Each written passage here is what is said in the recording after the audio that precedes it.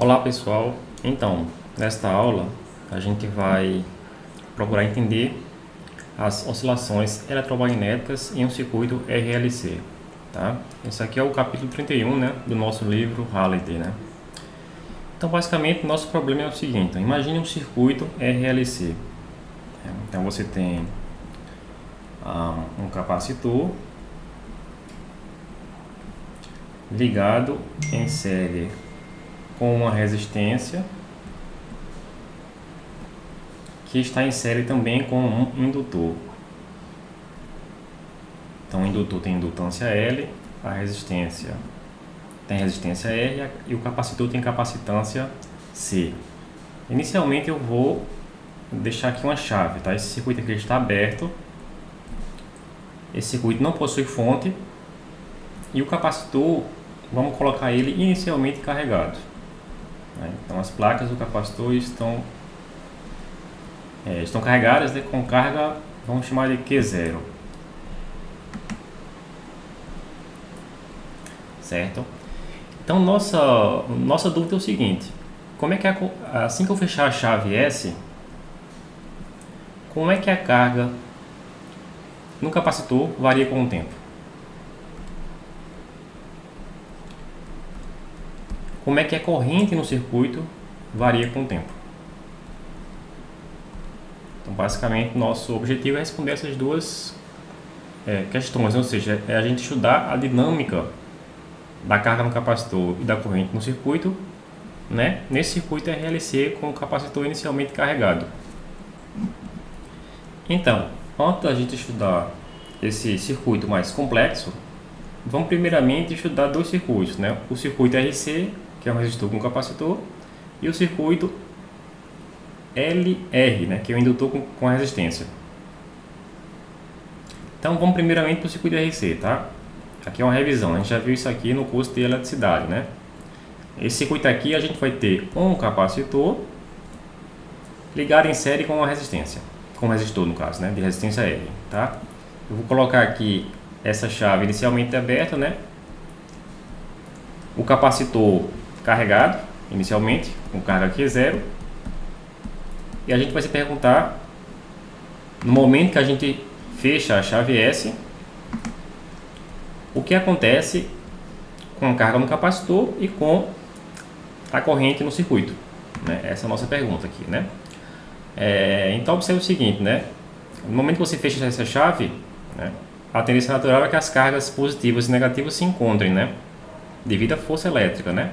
E analogamente, né, é o mesmo que falar devido à diferença potencial que existe nas placas do capacitor, né? Então a gente vai ver aqui as cargas negativas, que são os elétrons, né, que são de fato os portadores de carga aí, né? Eles vão de encontro às cargas positivas, né, que são a ausência de elétrons, né, na placa de cima, né? Então naturalmente aí, esse circuito aí que não tinha nenhuma corrente, a gente vai ver que de repente a gente vai ter uma corrente aí, tá? No momento que a gente fecha a chave, a gente vai ter uma corrente circulando nesse circuito, né? Naturalmente que essa corrente ela não vai durar para sempre, porque a resistência tem um papel dissipativo, né? A gente tem aí uma potência dissipada por calor, né? Isso é energia que está sendo jogada para fora do sistema. Então essa corrente aí, a tendência é que ela vá diminuindo com o tempo, até que ela zere, tá certo? Então o que a gente espera aí é que a carga diminui com o tempo, tá? E a corrente, veja. Então a gente tem essa fórmula aqui, né? Tensão igual resistência vezes corrente. A tensão aqui é a tensão nas placas do capacitor, né? O fato dessa tensão estar diminuindo com o tempo, já que a carga no capacitor vai diminuir, faz naturalmente com que essa corrente também vá diminuir no tempo. Então a gente espera aqui um gráfico, né, de decrescimento, né, tanto da corrente quanto da carga. A gente espera uma corrente inicialmente alta, porque a diferença potencial nas placas do capacitor é alta no início, mas isso aqui vai cair. A gente espera uma queda, da mesma forma que acontece com a carga no capacitor, né? Então aqui, a gente já estudou isso aqui, como eu falei, né, no semestre passado, né? Eu vou rapidamente aqui rodar o Simufísica, né? E lá vocês vão ver essa dinâmica acontecendo, né? Então eu vou abrir aqui o Simufísica. circuito RLC, tá? Vou tirar o indutor, que a gente não está estudando no momento, mas vamos abordar daqui a pouco, tá? Então aqui ignora a fonte, porque a chave está ligada para baixo aqui, tá? Então aqui a gente tem um capacitor inicialmente carregado, tá? Com uma resistência, certo? Então já vou olhar para o gráfico, tá? Então aqui eu vou inicialmente ver a carga no capacitor, certo? Vamos rodar isso aqui. Vou botar aqui a menor velocidade, né? Então, naturalmente, o que aconteceu, né? Você tem uma carga aqui de 100 microcoulombs que está nessa condição inicial aqui, e ela vai zerar, né? Ela zerou aqui para esse circuito aqui, ela zerou em 0,05 milissegundos, tá? Carga no tempo. Corrente, a gente espera que aconteça algo muito parecido, né? Vamos fazer o gráfico aqui da corrente no tempo. Vamos reiniciar o circuito, tá? Mesmas condições, tá? Então tá aqui, tá? Novamente ela começa bem alta. A dinâmica aqui é um pouco diferente, né? Inicialmente a gente não tem corrente no circuito. No momento que você liga a chave aqui, né? Que eu inicio o sistema, de repente essa corrente ela salta aí, né? Quase que instantaneamente, mas não é instantâneo, a gente sabe, obviamente, mas ela salta quase que instantaneamente para um valor bem alto, né? Aqui deu 8 amperes, né? Um pouco mais de 8 amperes aí, né? E depois ela vai decaindo de forma muito parecida, uma exponencial, tá? Claro que o sentido negativo aqui, a corrente negativa significa apenas o sentido no circuito, né? Se a gente define que por um sentido, por exemplo, horário, ela é positiva, quer dizer que ponto horário ela é negativa. Obviamente que esse sentido depende apenas de como as placas do capacitor estão carregadas inicialmente, tá certo? Então voltando aqui, bom, então a gente volta agora, tá, para as nossas notas de aula.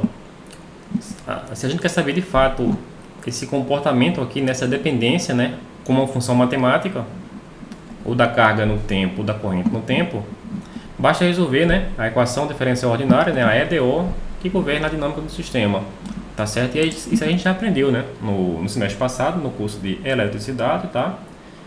Que uma das formas aí é você percorrer a malha, né, adicionando os eventuais potenciais, ou quedas de potencial que acontece, né? Se chama lei das malhas, né? Você percorre a malha, volta para o mesmo ponto a partir do ponto de início e você vai dizer que a soma desses potenciais vai ser zero, tá? Então vou fazer isso aqui rapidinho. Eu não vou resolver a EDO porque a gente já fez isso, mas só para chegar na EDO. Vou partir desse ponto, vou chamar isso aqui de um ponto A desse circuito.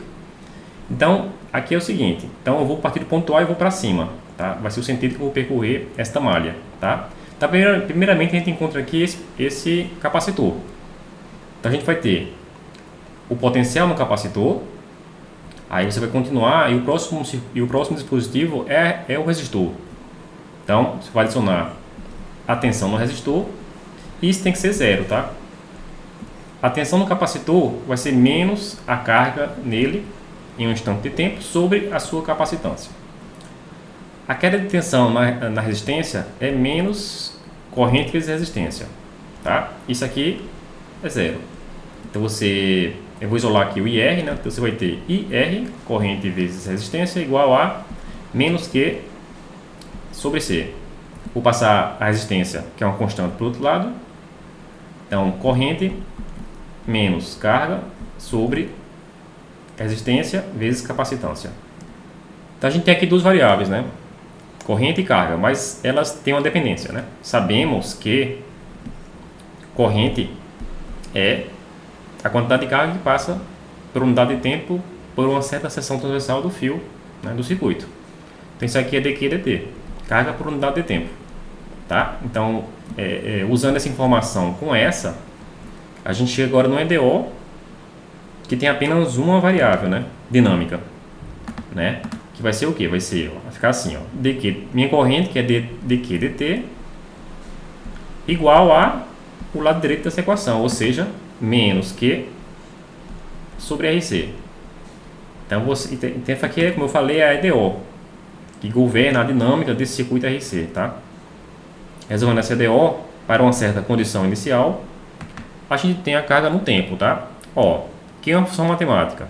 A derivada dela é igual à própria multiplicado por uma constante. Sabemos então que esta carga, né, a função matemática cuja derivada é ela própria são as exponenciais, tá? Então isso aqui ela vai, né, ela vai com uma exponencial de alguma constante menos αt, onde alfa aí, essa constante naturalmente depende do produto da resistência pela capacitância nesse circuito, tá certo? Então a gente consegue dizer que essa carga varia no tempo de forma exponencial, né? Então aqueles gráficos, esses dois gráficos aqui são exponenciais decrescentes. Bom, agora a gente vai estudar um circuito RL, tá? Ou seja,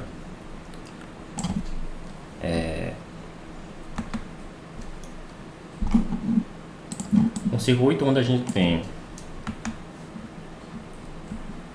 deixa eu colocar aqui, né? Circuito RL, um circuito onde a gente tem um indutor ligado em série com um resistor, tá? Porém, nesse caso aqui, eu vou colocar uma fonte de tensão, certo? Para alimentar esse circuito. Então, a gente tem aqui uma certa fonte de tensão, uma bateria, né? Com força eletromotriz, né? Dada por uma certa Fm. Então, aqui eu vou colocar uma chave aberta. E aqui eu vou ter um indutor ligado em série com um resistor. Então, esse aqui é um circuito RL, né? Então, aqui é a chave S. Então, nosso objetivo aqui é calcular essa carga no tempo após eu fechar a chave S, tá? Corrente no tempo, né? Então, vamos, antes da gente chegar na EDO, né, vamos tentar antes, né, dar uma relembrada do que acontece nesse circuito, tá certo? Veja, esse indutor aqui, desde que haja variação de corrente, a gente vai ter aqui uma força eletromotriz autoinduzida, tá bom? A gente viu isso aí na aula passada, né? É uma força eletromotriz autoinduzida. E essa força aí é sempre contrária, né, à derivada da corrente, né? Em outras palavras, se eu tenho uma corrente aqui no circuito que tá circulando no sentido horário, né, e essa corrente tá aumentando com o tempo, então esse indutor aqui, esse dispositivo aqui, vai gerar uma força eletromotriz contrária a esse sentido, fazendo com que essa corrente, né, que estava aumentando com o tempo, ela desacelere, né? A gente sabe, né, vamos lembrar aqui, né, que essa força eletromotriz autoinduzida no indutor é menos a indutância do dispositivo derivada da corrente no tempo. Então, quanto maior essa taxa de variação da corrente, maior é essa força eletromotriz que atua no sentido contrário, né, ao crescimento dessa corrente. Tá bom? Então, o que a gente espera quando a gente fechar essa chave S? Bom, a gente vai ter, se não houvesse indutor, a gente teria uma corrente estacionária que é dado por V sobre R, né? No caso, a força eletromotriz da bateria sobre R. Essa seria a corrente, no caso de não haver indutância, tá? Porém, no caso aqui onde a gente tem esse indutor, então a gente vai ter inicialmente essa corrente é zero, não tem corrente no circuito. Fechei a chave, então essa corrente que era zero, ela vai começar a aumentar, né? Ela vai sair do zero para algum valor que não é zero. Então você percebe que essa derivada nesse intervalo de tempo é enorme, é gigantesca, né? Porque sai do zero para algo finito, né? Então isso aí é uma derivada bem alta. Então no início a gente vai ter uma forte oposição a esse crescimento da corrente, né? É claro que com o tempo, né, conforme essa derivada vai diminuindo, a força eletromotriz é cada vez menor. A gente espera que uma hora, quando a corrente estacionar, essa força eletromotriz ela tenda a zero, né? E aí é o momento em que de fato a corrente para, né? Então a gente espera um gráfico da corrente no tempo mais ou menos da seguinte forma, né? Então a gente tem aqui corrente zero no início, né? Essa corrente começa a aumentar, mas ela vai desacelerando até que uma hora ela estaciona, tá? Esse intervalo de tempo no qual ela estaciona naturalmente vai depender, né, de alguma combinação, né, da indutância e da resistência, né, como a gente viu na aula passada. Tá certo? Bom, vamos lá ver no símbolo físico isso aqui, mas basicamente vai acontecer o que está aqui. Tá certo? Vou voltar aqui. Aqui eu vou resetar. Vou tirar. Agora eu vou tirar o capacitor. Certo? Né? Vamos ver então a corrente em função do tempo. Tá? Então vou voltar a menor velocidade novamente. Então, ó. É óbvio aqui que, né, que eu preciso ligar a chave, né?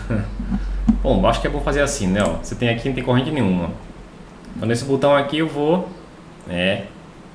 abrir a chave aqui para que a fonte de tensão faça parte do circuito, né? Então abrindo aqui, então a gente tem esse crescimento que está desacelerando. Eu posso até aqui aumentar a velocidade, que eu acho que vai demorar muito aí, né? Então a resistência é muito pequena, né? Vou aumentar aqui. Isso aqui é a velocidade da simulação, tá? É porque a resistência é muito pequena, né? Então, uma dissipação pequena, isso aí vai demorar a estacionar. Quer dizer, mas já está estacionando, né? Já estamos aqui em 100 milissegundos, caminhando para 200, e nitidamente, né? Dá pra gente observar aí essa corrente estacionando. Quando ela estaciona, a derivada da corrente no circuito é zero e é como se a gente não tivesse indutor, né?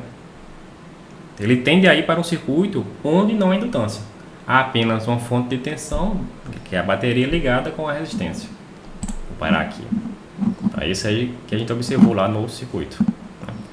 Voltando aqui para as notas aqui, a gente chega, né, a EDO que governa a dinâmica desse circuito RL com fonte é o mesmo princípio do que a gente fez agorinha, né? Use a lei das malhas e vá adicionando as fontes de tensão. O que a gente vai ter aqui? Eu vou partir do ponto A, eu gosto de pegar essa quinazinha aqui, essa quinazinha aqui, e vou percorrer para cima. Então, o primeiro dispositivo é a força eletromotriz. Aí, o segundo dispositivo que eu encontro é a tensão no indutor, depois a tensão no resistor. Voltei para o ponto A, então igualo essa soma aí a zero, tá? Então eu vou ter aqui força eletromotriz da bateria, tensão no indutor, está ali em cima, né? Menos L dI dt,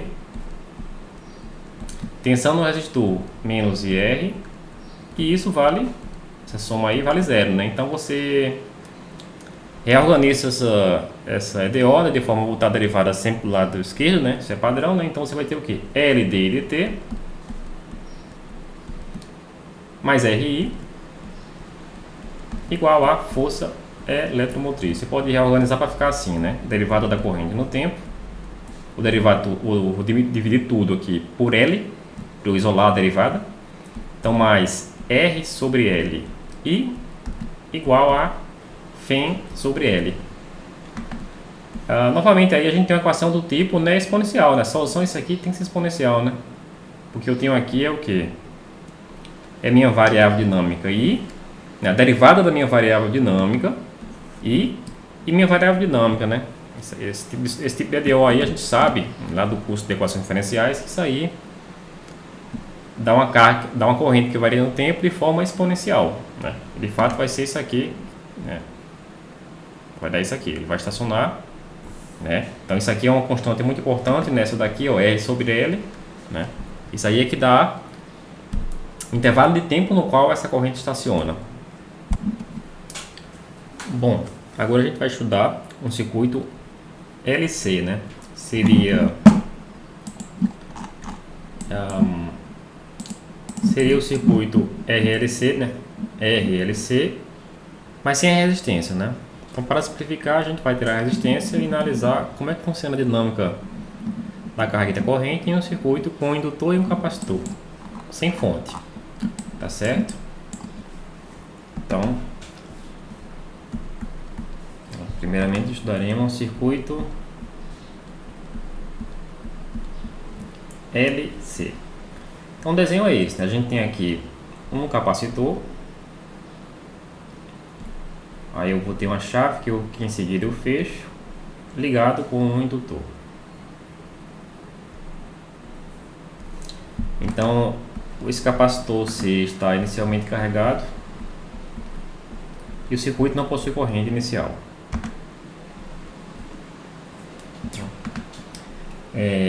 Então, no momento que eu fecho a chave, o que acontece?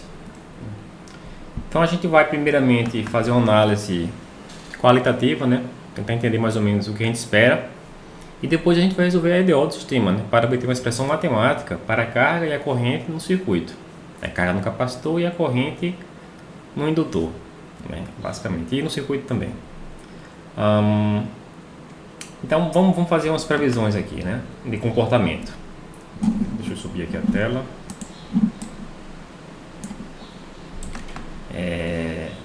Veja, então fechei a chave. Como a gente espera, a tendência é existir uma corrente aí no circuito, né? A tendência é as cargas positivas e negativas se encontrarem, né? Bom, na prática é os elétrons que fluem, né? Então os elétrons vão fluir nesse sentido, no sentido anti-horário, descarregando o capacitor, né? O que a gente tem aqui não é um resistor, é um indutor, né? O comportamento aí é completamente diferente. A resistência apenas dissipa. O indutor, a gente viu que ele faz uma forte oposição à variação da corrente, né? Se a derivada é positiva, é uma oposição contrária. Ele força a corrente a diminuir. Por outro lado, se a derivada é negativa, ele força a corrente a aumentar, né? Ele se empatou de forma oposta à variação da corrente, tá? Então, tentando fazer aqui uma previsão do gráfico, né? A gente pode fazer aqui a corrente no tempo. Eu vou botar embaixo aqui também a carga no tempo.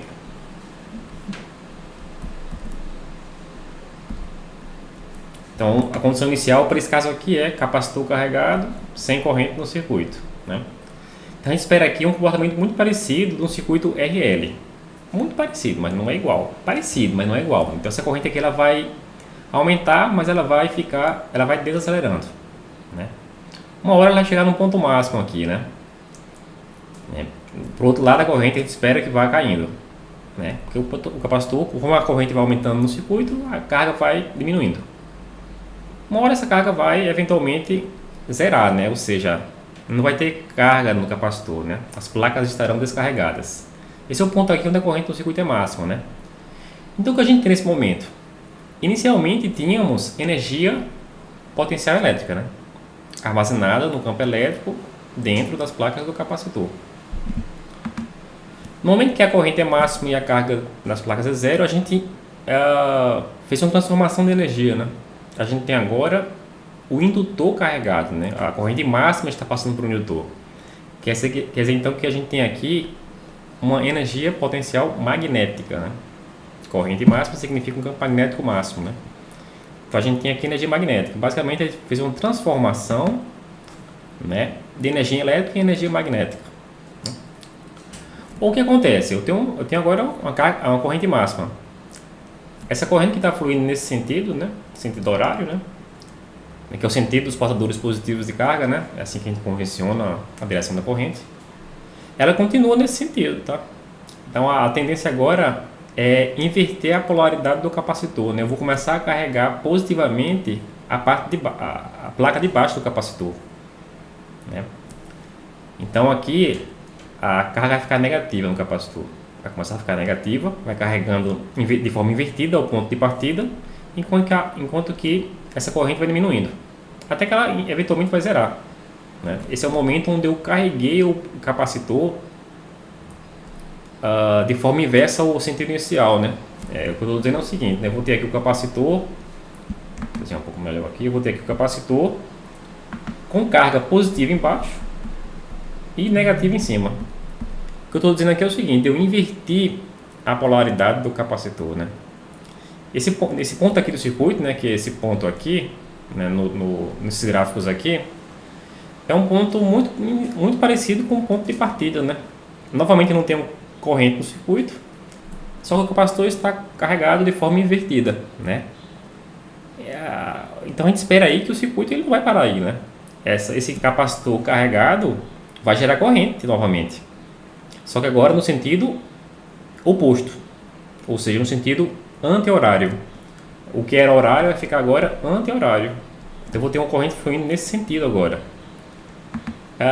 O que a gente espera então é uma coisa muito parecida com esse gráfico aqui, né? Então essa corrente aqui, como ela vai oscilar no sentido oposto, vai fluir no sentido oposto, Tem que esperar aqui algo parecido com isso, né? E aqui, a partir da corrente aqui, a carga aqui é algo parecido com isso, ó. Nesse ponto sim aqui, ó, nesse ponto aqui, ele voltou ao ponto de partida. Então aqui eu tenho um ciclo, tá? Naturalmente eu voltei para o ponto inicial, não existe dissipação nesse circuito, não tem energia sendo jogada fora por uma resistência. Então isso aqui vai continuar para sempre nesse padrão, né? Eu vou ter agora a carga diminuindo, a corrente aumentando, e isso aqui vai se repetir exatamente da mesma forma. Eu vou ter ciclos de carga e descarga do capacitor e ciclos de corrente para um sentido e para o outro, né? Ou seja, isso aqui é o que a gente chama de oscilações eletromagnéticas. Carga e corrente variando no tempo em um circuito RLC. Bom, pessoal, então agora a gente vai lá para o Simulfísica e a gente vai observar essa dinâmica lá no circuito LC, tá? Então tá aqui no nosso circuito, né? Ele está RLC no início, né? Eu tenho aqui a resistência, já resetei a simulação e vou tirar a resistência, né? Então, zerando a resistência. A fonte aqui, ela está fora do circuito porque a chave está para baixo. Então ignorem a fonte, isso aqui é apenas um circuito LC com capacitor carregado, tá?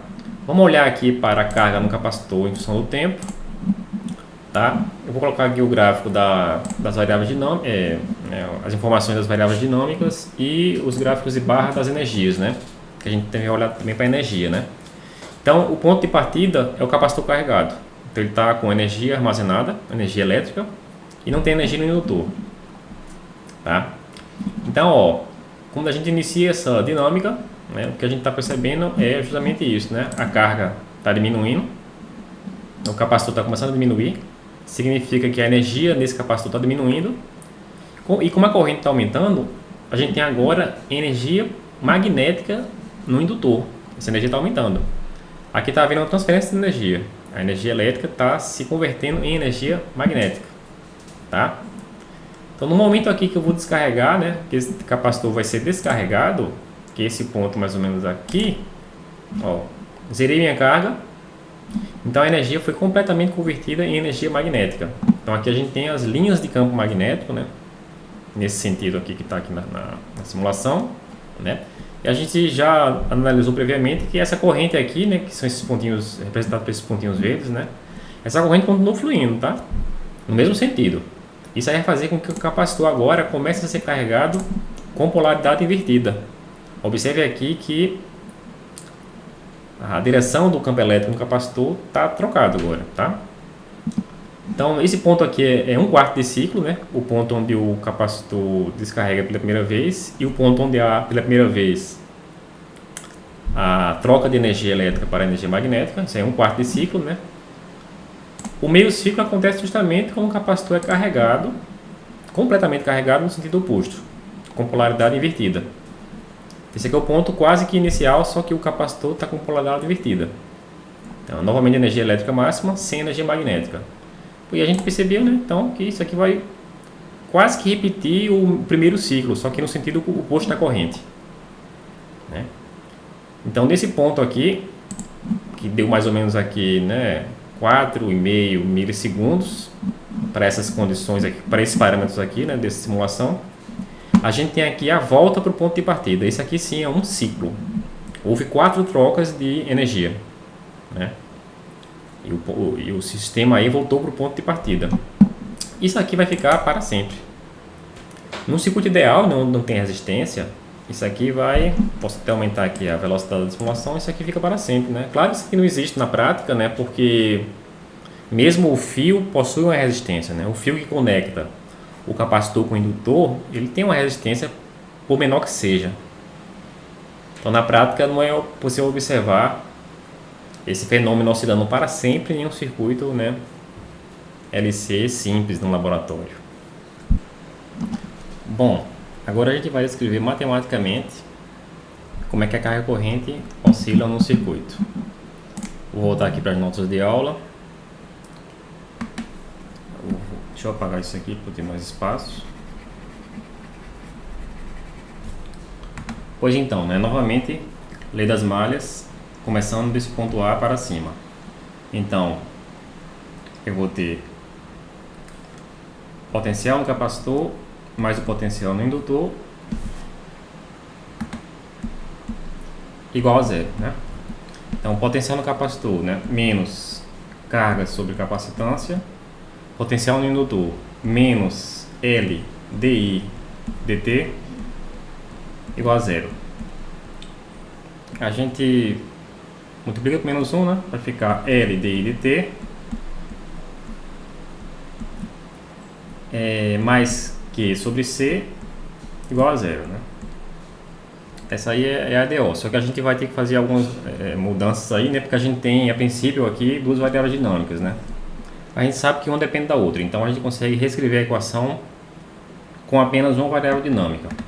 Vamos passar o Q sobre C para o outro lado, passar o L também, de forma que a gente escreve dI dt igual a menos Q sobre LC. Nesse momento eu vou invocar aqui corrente, variação da carga no tempo, de forma que eu vou reescrever isso aqui como deixa eu repetir aqui a equação, né? dI dt menos Q sobre C sobre LC. Como I é dQ dt, então a gente tem d dt de I mais o I é dQ dt. Isso aqui é igual a menos Q sobre LC. Isso aqui é a derivada segunda, né? ddt de dQ dt é a derivada segunda da carga com relação ao tempo, igual a menos Q sobre LC.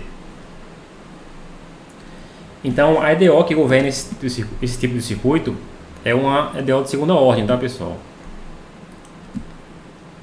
Esse aqui é uma EDO extremamente simples, né? Porque só da gente olhar essa equação aí, a gente já sabe a solução dela, ó. Pense que, novamente, como eu já falei, né? Pense que Q é uma função matemática do tempo. E você se pergunta, qual é a função matemática cuja derivada segunda dela, né? Se eu derivar ela duas vezes, eu vou obter a própria função multiplicado por uma constante negativa, né? Você vai obter o negativo dela multiplicado por uma constante, né?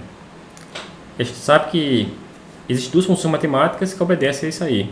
São as funções seno e cosseno, tá? Então você pode escrever a solução desta equação diferencial de segunda ordem como Q de t igual a uma constante A, chamada de A', né, a princípio, cosseno de alfa t mais outra constante seno de alfa t. Você pode escrever assim ou reescrever apenas em termos de cosseno ou de seno, né?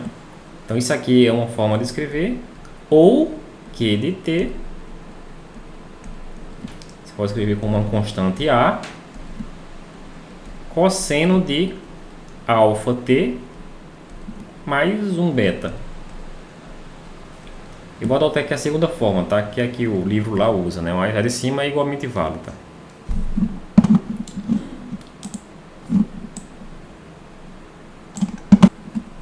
Então a gente tem a solução, mas nosso objetivo agora é identificar esses três parâmetros, né? O que significa esse A, o que significa esse alfa e o que significa esse beta na nossa solução. Bom, o A é o mais fácil, observe, ó. Observe essa solução aqui, ó. Então a gente obteve uma solução do tipo cosseno, o que é bem razoável, né? Porque o cosseno é uma função trigonométrica, é uma função cíclica.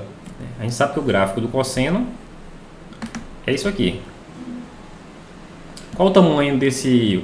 A pergunta é, qual é o tamanho, qual é a amplitude desse cosseno, dessa função matemática aqui, ó? É isso aqui, né? É o ponto máximo até o zero do eixo, né? Isso aqui é a amplitude desse cosseno. Se eu lhe perguntar, qual é a amplitude disso aqui?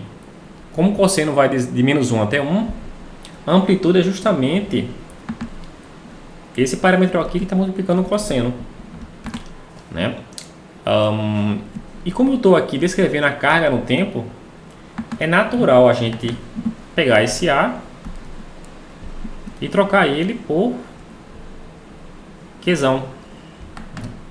Ou seja, é a carga máxima que consegue ser armazenada no capacitor. Esse parâmetro aí ele vai ser determinado pelas condições iniciais do problema. Por exemplo, se eu carrego o meu capacitor com carga de 100 microcoulombs, né, conecto com o indutor e deixo rolar, né, deixo descarregar, né, deixo oscilar, né, no caso. Então, né, esse A é justamente os 100 microcoulombs, ou seja, seria a carga inicial do meu sistema nesse caso, tá? Então a gente reescreve aqui, vou vir para cá, a gente reescreve aí, ó, a carga em função do tempo no capacitor como uma amplitude de carga cosseno de alfa t mais beta, tá? Então eu vou colocar aqui, ó, esse quezinho aqui é chamado de amplitude de carga, né? Como eu falei, depende da condição inicial, tá? Porque a princípio qualquer quantidade de carga pode ser armazenada no capacitor. A pergunta-chave é: com que energia você começa no sistema? É isso que vai determinar a carga máxima que esse capacitor consegue armazenar, tá? Bom, agora vamos para o alfa e para o beta. O alfa aí, ó, ele regula a frequência com que esse cosseno oscila, né? Então, alfa é uma frequência. Esse parâmetro aqui é uma frequência. É natural, né, trocar esse alfa por ômega, né? Isso aqui é frequência angular. Em qualquer contexto, isso aqui vai ser uma frequência, né? No oscilador massa-mola, esse parâmetro na frente do tempo, é uma frequência angular, tá? Em vários contextos, podemos chamar isso aqui de frequência angular, né? Aí é um ótimo ponto aí para a gente relembrar, né, os nossos estudos de oscilações e ondas, né? A gente tem a relação entre frequência angular e frequência linear é que ômega é 2πf. Então vamos relembrar aqui, deixa eu subir aqui um pouquinho, vamos relembrar aqui que esta frequência angular aqui ela é medida em radianos por segundo, enquanto que essa frequência aqui ela é medida em hertz, tá? Então no dia a dia você dificilmente vê algo medido assim, né? Geralmente você vai ver as coisas, né, em hertz, né? A frequência do som, a frequência da luz visível, a frequência das ondas de rádio, televisão, Bluetooth e assim por diante, né? Na física você vai ver muito mais esse ômega porque fica mais simples a equação, né? Em vez de ter 2πft, a gente vê nas equações geralmente ômega t. Então, o ômega simplifica as equações, né? Evita que a gente carregue esse 2π para todo lado, tá bom? Mas fica aí essa relação entre frequência angular, frequência e frequência. Então F é simplesmente frequência.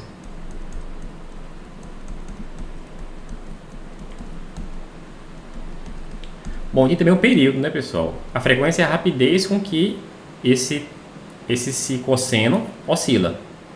O período é o tempo de um ciclo. Ou, no gráfico aqui que você tem carga no tempo, o período é isso aqui, é a distância, é o intervalo de tempo entre duas cristas, né? Isso aqui é o período, tá? E a gente sabe que existe uma relação entre período e frequência, né? Período é o inverso da frequência, né? Então, se você pegar aqui o ômega, é 2πf, mais o f, se você resolver essa equação de cima, você vai ver que o f é 1 sobre t, tzão período. Então, o ômega, que é 2πf, vai ser 2π sobre t.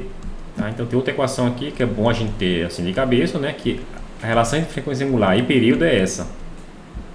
Para saber o período de oscilação, basta resolver essa equação aqui. Tá? Ômega 2πf, essa aqui também é uma relação importante. Ômega 2πf. Tá? Agora vamos voltar para a nossa equação aqui, né? Então a gente está da seguinte forma: sabendo que esse alfa é uma frequência angular, então a gente reescreve essa equação aqui de cima como carga no tempo, amplitude de carga, cosseno de ômega t, mais um parâmetro beta que a gente precisa entender o que é ainda. antes da gente entender o significado desse parâmetro beta, a gente já pode calcular essa frequência angular, né? Ele depende aí das constantes do sistema, ou seja, da capacitância e da indutância. Como a gente chega num valor para ômega, numa expressão para ômega, para a frequência angular? Vamos voltar para a nossa DO, né? A gente tem a nossa DO é derivada segunda da carga no tempo, com respeito ao tempo. Isso aqui é menos Q sobre LC, tá? Já que a gente tem uma expressão para a carga, exceto pelo parâmetro beta, mas a gente tem quase uma expressão, a gente já consegue encontrar uma equação para esse ômega. Observe, o que eu vou fazer aqui? Eu vou jogar a nossa expressão na nossa DO. Então a gente tem derivada segunda no tempo da nossa carga, ou seja, Qzão cosseno de ômega t mais beta igual a 1 sobre LC, que multiplica a nossa carga, Qzão cosseno de ômega t mais beta.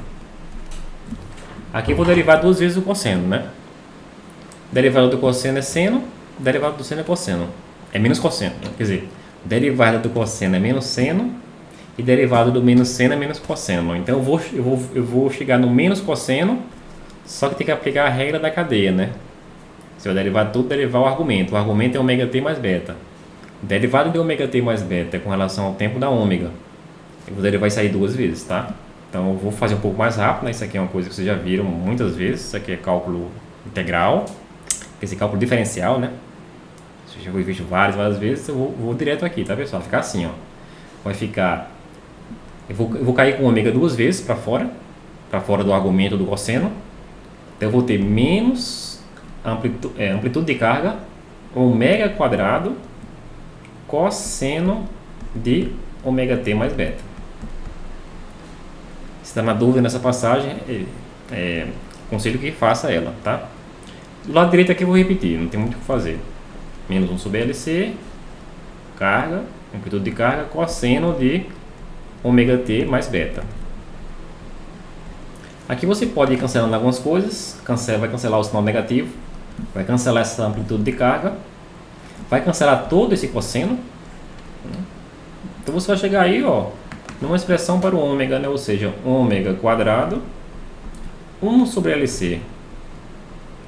Quem que é a frequência angular do nosso circuito, então? É 1 sobre a raiz quadrada de LC. Tá? Essa é uma expressão muito importante, tá? Porque basta que você conheça a capacitância e a indutância do circuito, que você tem a frequência, né? Perceba que essa frequência com que essa carga e a corrente oscila não depende das condições iniciais, né? Não depende do quanto de carga você bota inicialmente no capacitor ou do quanto de corrente você começa no indutor. Vai depender simplesmente dos dispositivos. É 1 sobre a raiz quadrada do produto da indutância pela capacitância. Bom, agora vamos entender o significado desse parâmetro beta, né? Que é a última coisa que a gente precisa entender para ter o nosso problema já resolvido, completamente resolvido. Ó, a gente está na seguinte situação: carga no tempo, amplitude de carga, cosseno de ômega, que é isso aqui. Então, cosseno de ômega t mais um beta. Veja, vamos ver algumas coisas aqui, ó. A pergunta é: qual é o significado de todo esse argumento, né, no sistema? Você pode pensar no significado físico ou matemático. Pensando no significado matemático, isso aqui é a fase do cosseno. Tudo isso aqui é a fase, chama fase. Isso aqui é o ponto no ciclo trigonométrico, ou então no gráfico, né? É no ciclo no caso, né? Porque vai daqui para cá. É o ponto no ciclo onde você está. Tá? Você pode estar no início do ciclo ou no finalzinho do ciclo. É essa constante aqui que vai dar, né? Se você tiver 2π mais um π sobre 2, você vai estar aqui. Π sobre 2 é um quarto de ciclo. Π é um meio e 2π é um ciclo completo. Então, se ômega t mais beta for 2π mais π sobre 2, você vai estar nesse ponto aqui. Se for 2π mais π, você está aqui. Se for 2π mais 3π, você está aqui. Se for 4π, que é múltiplo de 2π, você voltou para o início do ciclo, né? Então, naturalmente que isso aqui vai regular o quê? Vai regular a condição inicial, né? Porque você não necessariamente precisa começar com um capacitor carregado, completamente carregado. Você pode começar com um pouquinho de carga no capacitor e um pouquinho de corrente no circuito. Então, a energia pode começar distribuída nos dois dispositivos. Ou ainda não, eu vou começar com a corrente máxima no indutor e sem carga no capacitor. Então, tudo isso aí vai mudar a fase. Vai dizer em que ponto do ciclo você vai estar. Tá? Como isso aqui é uma fase, né? Vou escrever até assim, ó, φ de t, geralmente a gente usa a letra grega φ, porque φ vem, né, tá ligado com F de fase, né? Então φ, isso aqui é a fase do nosso ciclo. Φ de t é ômega t mais beta. Então beta é uma constante. Se ele é uma constante, vamos chamar de constante de fase. De forma que a gente escreve φ de t como ômega t mais φ. Φ ou φ0, mas o livro usa φ, eu vou usar φ também, tá?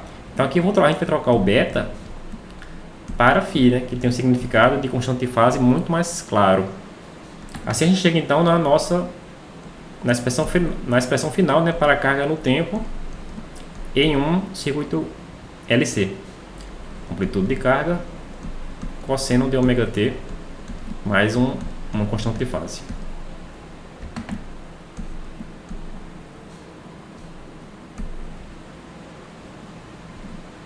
Então, isso aqui, né, esse φzinho aqui é uma constante de fase. E com respeito à corrente no circuito, como a gente tem uma relação entre carga e corrente, uma vez que a gente já tem a carga, fica super fácil a gente achar a corrente, a dependência da corrente no tempo. Então, vou fazer aqui embaixo, né, o cálculo da corrente.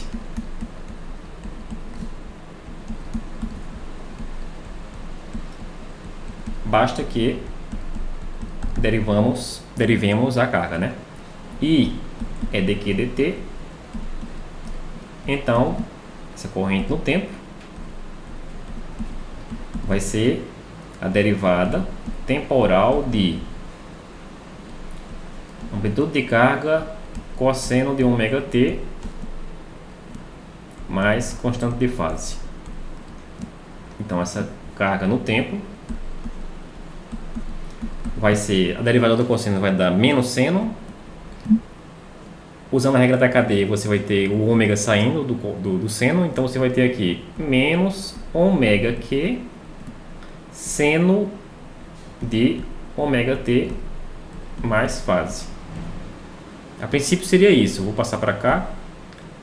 A princípio seria isso, porém aqui, ó, nesse caso aqui, observe duas coisas interessantes aqui. A primeira coisa é que a corrente oscila na mesma frequência. O mesmo ômega que serve para a oscilação da carga serve para a oscilação da corrente. A frequência é a mesma. Porém, eles não oscilam em fase, né? Eles oscilam deslocados na fase. Por quê? Porque enquanto que a carga oscila com cosseno, a corrente oscila com seno, com menos seno. Então a gente sabe que seno e cosseno tem uma diferença de 2π no ciclo trigonométrico.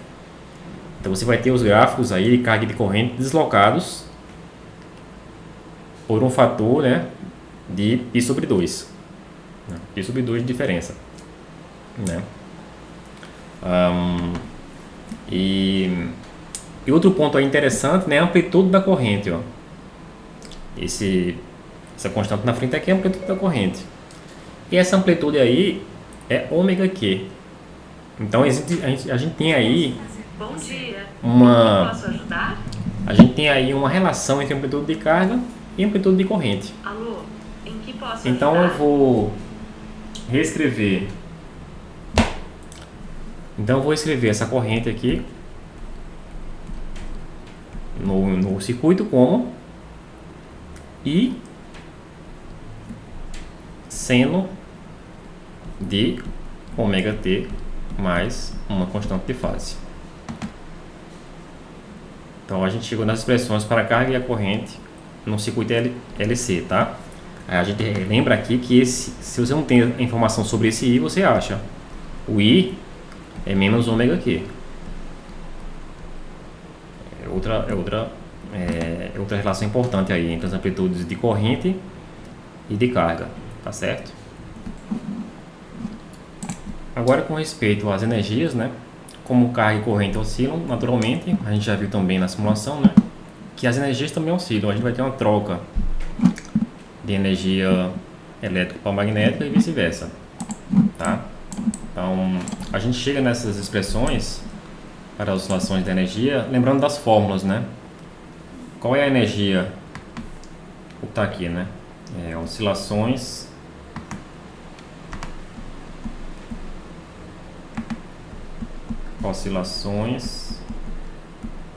das energias.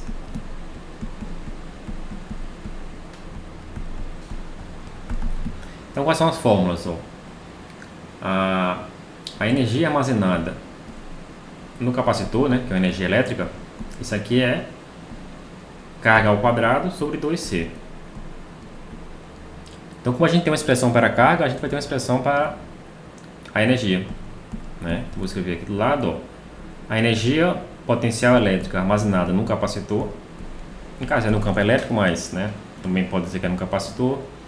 Então, isso aqui você vai pegar a expressão para a carga ao quadrado, tá aqui em cima, ó. Isso aqui é a expressão da carga.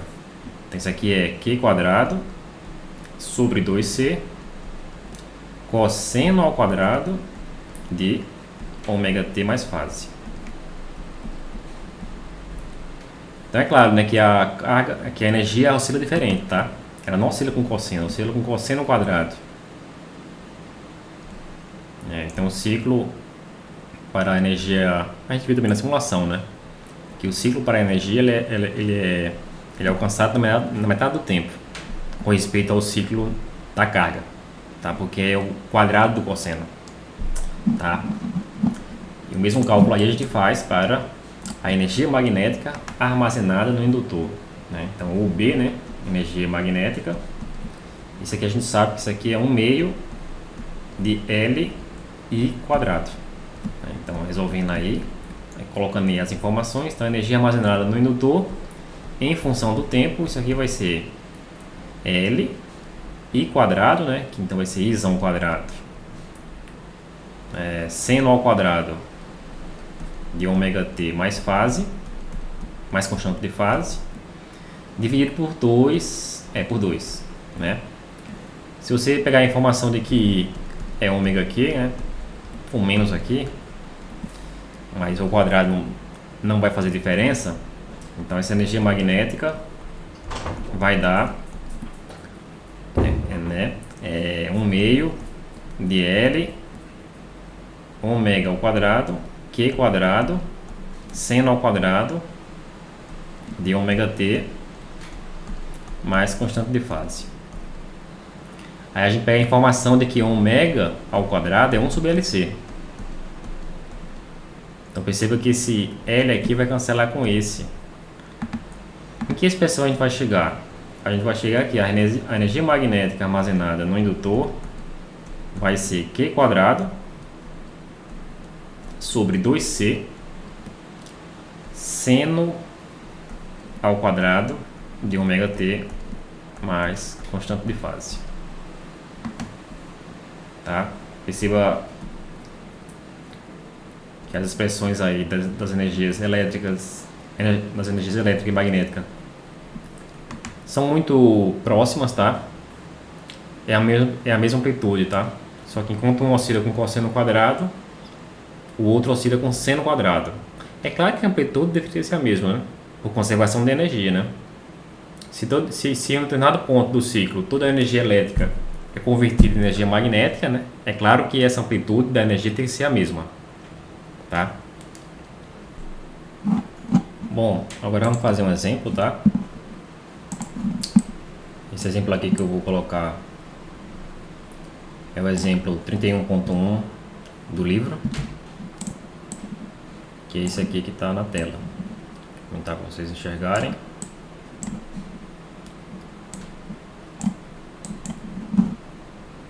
Então, o exemplo aí é o seguinte.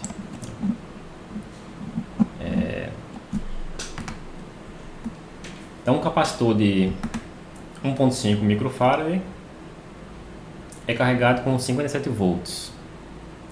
Tá? A fonte usada para carregar o capacitor é desligada e o indutor de 12 mA é ligado entre os terminais do capacitor, formando um circuito LC que começa a oscilar. A pergunta é: qual é a corrente máxima no indutor? Tá? Então a resistência é desprezível, ou seja, é um circuito LC. Tá? Então perceba aí o seguinte, né? Existe uma fonte inicialmente, tá, pessoal? Então, primeiramente, é bom deixar claro aí, né, que primeiramente você pegou o seu capacitor e carregou ele. Carregou com a fonte. Você fez isso inicialmente, tá? Então aqui eu tenho uma FEM com força eletromotriz de 57 volts e o capacitor tem 1.5 microfarads, tá? E depois eu pergunto a corrente máxima no indutor, né? Claro, quando a gente pega esse capacitor e coloca em série com o indutor. Então vamos ver o seguinte, ó. A corrente máxima no indutor acontece quando o indutor está completamente carregado de corrente, né? Naturalmente, quando o indutor está completamente carregado, significa que o capacitor está completamente descarregado. Então perceba que ele pergunta justamente a corrente no momento da troca, né? No momento da troca, da transformação de energia elétrica para energia magnética, tá? Então basicamente é uma conversão. Se eu souber a energia inicial do capacitor, eu sei a energia do indutor completamente carregado. Então você pode começar fazendo o seguinte: qual é a energia no capacitor? É a energia elétrica, que 2 sobre 2C. Eu tenho uma carga? Tenho. Quer dizer, não tenho uma carga, né? Na verdade eu tenho aqui o capacitor, a capacitância do capacitor, e tem uma tensão. Mas aí, se a gente tem essas informações, a gente tem a carga, né? Porque a gente sabe o seguinte, né? A gente sabe que a tensão no capacitor, em termos absolutos, é carga sobre capacitância. Portanto, a carga no capacitor é CV. Capacitância e tensão. Tá? Então eu posso jogar essa fórmula aqui, ó. Porque aí eu tenho minha equação em termos de capacitância e tensão.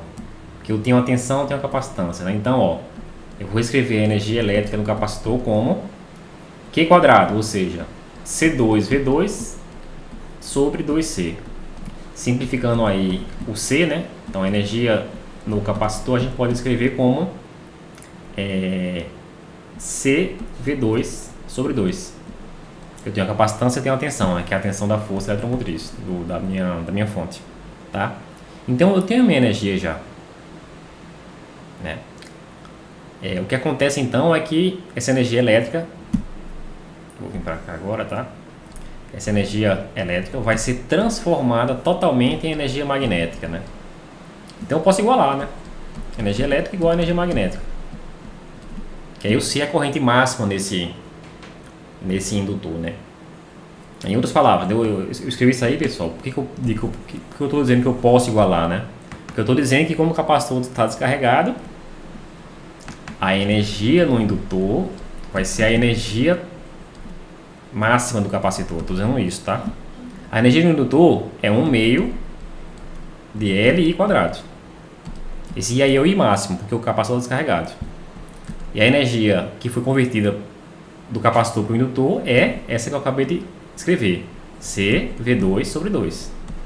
Eu cancelo aí, né, esse 2, o denominador 2, e eu obtenho aí minha corrente máxima, tá? Ó, vou isolar o I quadrado, esse aqui é I maiúsculo, tá? Porque é a amplitude de corrente, é a corrente máxima. Então I quadrado vai ser o quê? Vai ser CV2 sobre L. Portanto, essa amplitude de corrente é a raiz quadrada de CV2 sobre L. O V2, né, ao quadrado, você pode tirar da raiz, pode tirar do radicando, né? Vamos dizer assim. Então, essa amplitude de corrente ou corrente máxima vai ser V raiz quadrada de C sobre L. Basta agora que a gente coloque esses valores, né? Isso aqui é uma questão numérica, né? Então eu vou ter que botar o valor da tensão da fonte, né? Ou sua força eletromotriz, a capacitância do capacitor e a indutância do indutor. Tudo isso aí foi dado, tá? Aqui está a indutância, ó. A capacitância eu já grifei aqui. E a tensão na fonte eu já grifei. Vamos usar aqui um sistema algébrico computacional, né? Fica bem mais simples fazer esses cálculos aí. Acho que eu vou subir aqui um pouco a tela para dar espaço para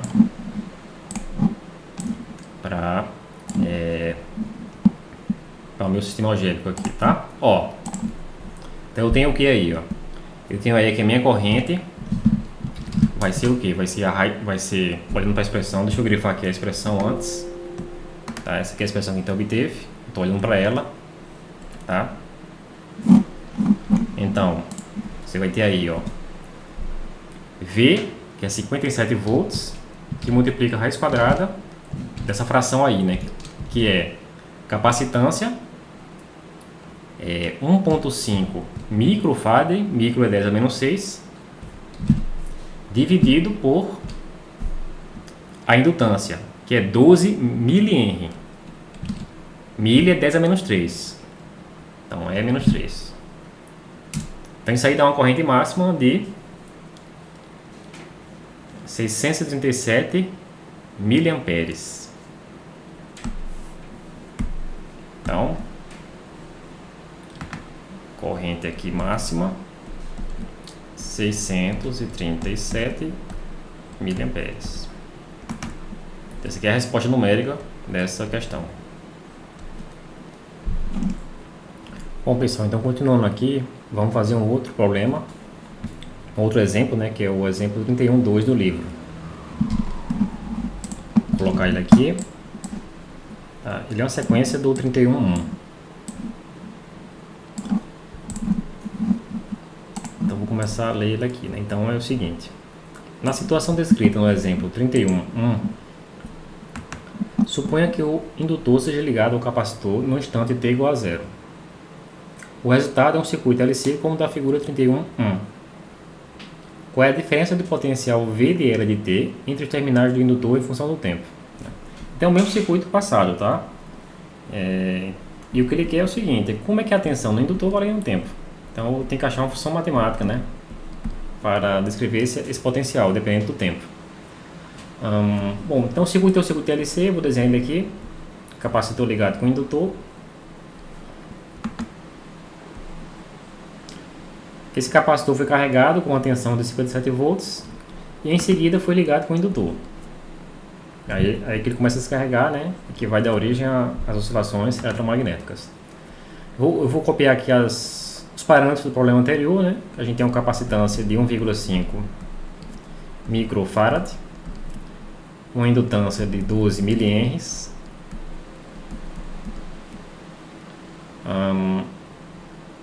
e a tensão, né, com que o capacitor foi carregado inicialmente foi de 57 volts. Então, uma das maneiras de resolver esse problema é você usar a definição direta, né? Quer dizer, a definição, né? Como é que calcula o potencial do indutor, né? Que é basicamente menos L dI dt. Essa aí é a tensão do indutor, tá? A gente sabe que é proporcional, né, à taxa de variação da corrente. Então a gente precisa então da equação da corrente, que a gente já calculou, né? A gente sabe que a corrente em um circuito LC vai da seguinte forma: I, que é a amplitude de corrente, seno de ômega-t. Onde ômega, já sabemos que é a frequência de oscilação do circuito LC, né? 1 sobre raiz de LC. Então, ômega é conhecido. O I, a amplitude de corrente, é menos ômega vezes a amplitude de carga no capacitor. Então, basta a gente juntar as informações que a gente tem, né? Então, eu vou escrever aqui, então, esse I de T, corrente no indutor em função do tempo, vai ser menos ômega Q seno de ômega t. Agora eu vou derivar essa corrente para ter o potencial no indutor. Então V de L em função do tempo vai ser menos L d dt, ou seja, d dt. Eu vou botar aqui a expressão, né, da corrente que a gente acabou de conseguir, né? Menos ômega Qzão seno de ômega t. Nesse caso aqui, né, a constante de fase é zero, né? Que é a situação onde o capacitor começa totalmente carregado. Então, efetuando aí essa derivada, a tensão no indutor vai ser L, que vai ficar ômega quadrado, né? Porque quando derivar o seno vai ser cosseno, a derivada do argumento vai vir outro ômega. Então vai ficar LQ ômega quadrado cosseno de ômega t. Então agora basta simplificar essa amplitude aqui, né? Essa constante na frente do cosseno. Bom, aí o ômega quadrado é 1 sobre LC, vai cancelar o L. Isso aqui vai ficar, né? Vou botar aqui L, Qzão, 1 sobre LC, cosseno de ômega t. Então V de L vai dar Q sobre C, cosseno de ômega t. O que a gente não tem, a gente acha, né? Que a gente sabe que... Vou passar para cá agora. A gente sabe que a tensão no capacitor é a carga nas placas pela capacitância. Então, esse Q sobre C aqui, que a gente tem é simplesmente a tensão máxima no capacitor, né? A gente carregou esse capacitor com uma fonte de 57 volts. Então, esse Q sobre C vai ser 57. Então, basicamente, a nossa fórmula matemática, a nossa função para essa tensão no tempo vai ser 57, nenhum dados do SI, vai ser 57 cosseno de ômega t. Bom, basta a gente calcular agora o ômega, né, para ter uma expressão que dependa apenas do tempo. Então, ômega é 1 sobre raiz de LC. Vou fazer aqui o cálculo aqui rapidinho, né? Então, é 1 sobre raiz quadrada de L, que é 12 vezes 10 a menos 3, vezes C, que é 1,5 vezes 10 a menos 6, né? Então, no SI. Fazendo assim, a nossa resposta vai ser em radianos por segundo. Então, esse ômega vai dar... Fazer o cálculo no sistema algébrico. Fechar e abrir de novo. Então, a gente vai ter aqui 1 sobre raiz quadrada de L, 12 milihenries, vezes C, 1,5 vezes 10 a menos 6. Então, isso aqui dá 7.450, aproximadamente 7.500 radianos por segundo.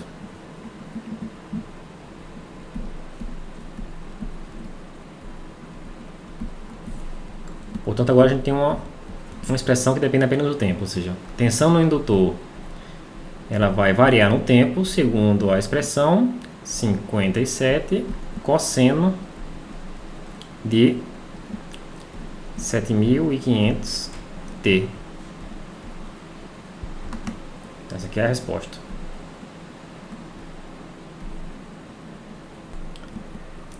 Prosseguindo, a gente agora vai de fato tratar, né, a solução de um circuito RLC sem fonte. Tá?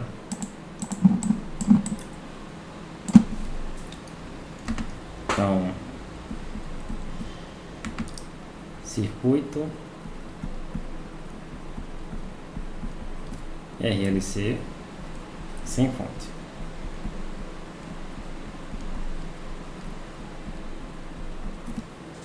Então imagine que eu tenho o meu capacitor. Vamos supor que ele está inicialmente carregado, mas isso aqui é apenas uma das condições iniciais possíveis para esse problema. Então eu tenho uma chave, ela está aberta, o capacitor está carregado. Então aqui eu tenho um indutor, tudo isso está em série com um resistor. Então, resistor de resistência E indutor de indutância L, capacitor de capacitância C e aqui nossa chave. Então a diferença aí desse problema para o circuito LC é que aqui a gente tem uma resistência dissipa, né? Sabemos que a potência é dissipada, segundo a equação, a potência é dissipada por calor, né, no resistor, segundo a equação, I quadrado R. Tá? Quanto maior a resistência, maior a dissipação. Então a gente espera que continuem existindo as oscilações eletromagnéticas, porém essas oscilações, tanto com respeito à carga quanto com respeito à corrente, quanto com respeito às energias, elas são amortecidas, tá? Esse amortecimento pode acontecer de várias formas. Você pode ter um amortecimento subcrítico, onde ele vai amortecendo lentamente até essa carga zerar no capacitor. Ou ele pode cair de uma vez só, né? Se a resistência for muito alta, o que pode acontecer é que a gente sequer consiga ver uma única oscilação, né? Se a resistência for muito alta, ele faz isso e zera, né? Seria o amortecimento supercrítico, tá? E o limiar, né, entre o amortecimento subcrítico e supercrítico é o crítico, que é o ponto de equilíbrio aí, né, que ele quase faz uma oscilação, tá? Vamos focar aqui nesse caso aqui, no amortecimento subcrítico, né? Então a gente supõe aí que a dissipação ela existe, porém ela é pequena. É pequena de tal forma que a gente consiga ver muitas oscilações antes da energia total, né, a soma da energia magnética com a energia elétrica vai a zero, tá? Acho que eu vou lá no Simon Física de novo, né, eu mostro as oscilações para vocês e a gente volta para resolver a equação diferencial desse problema, tá? Mas o que a gente espera é o que eu já falei, né, nada de muito diferente. Vou entrar aqui no Simon Física. Então, vou botar primeiramente aqui a carga, né? Sem fonte, tá? A chave está para baixo. Vamos iniciar. Vou aumentar aqui a velocidade. Então tá aí, tá? A gente tá aqui vendo aqui, ó, capacitor carregando, descarregando, indutor carregando, descarregando. A resistência aqui ela é 1 ohm, né? Bem pequena com respeito ao valor da indutância, né, que é 50 mH, e a capacitância é de 10 microfarad, tá? Então esse tipo de amortecimento aí ele é subcrítico, né? Você está vendo muitas oscilações antes que essa energia total desapareça, né? Inclusive eu posso mostrar aqui a energia, o gráfico da energia, a gente vê aí uma mudança, né, uma transformação da energia elétrica para magnética, e a total ela vai diminuindo sempre devido à dissipação pelo resistor. Tá? Então, se você acelerar isso aqui, isso uma hora vai ficar bem baixinho. A energia total aqui, que é a última barrinha de baixo, isso aqui vai decair exponencialmente, né? Na teoria nunca decai, né? Porque é um decaimento exponencial, né? Uma função exponencial nunca chega a zero. Um decaimento exponencial nunca chega a zero, né? Porém, na prática, ele zera, né? Isso aqui é apenas uma aproximação da realidade.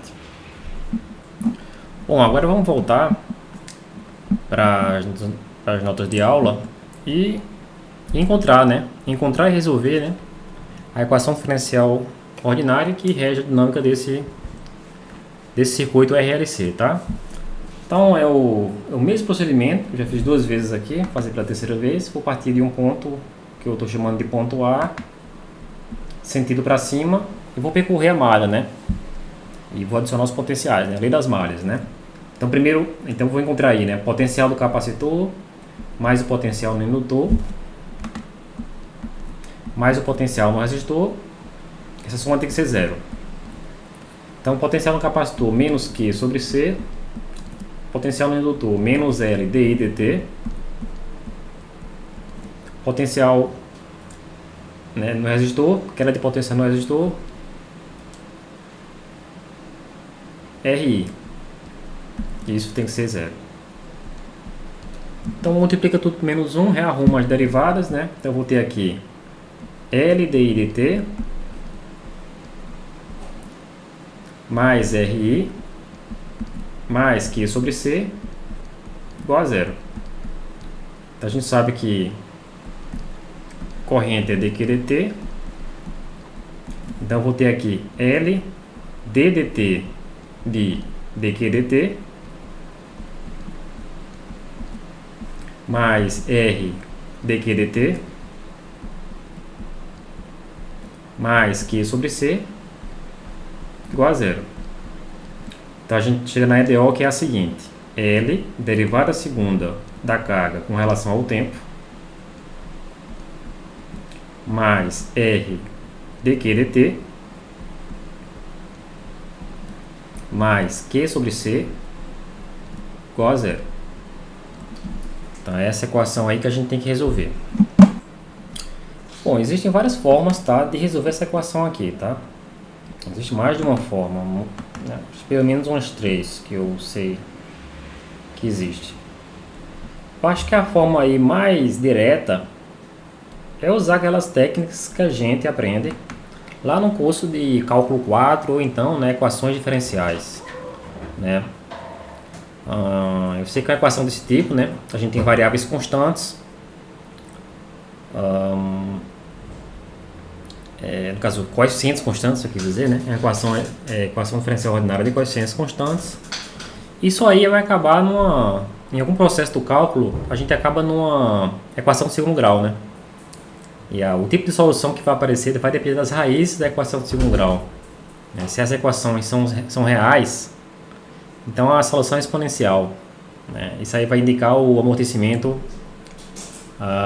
supercrítico. Esse caso aqui, ó. Já se as raízes são complexas, né? Ou seja, o delta da equação de segundo grau é negativo, isso aí vai cair em soluções trigonométricas do tipo seno e cosseno, né? Soluções oscilatórias.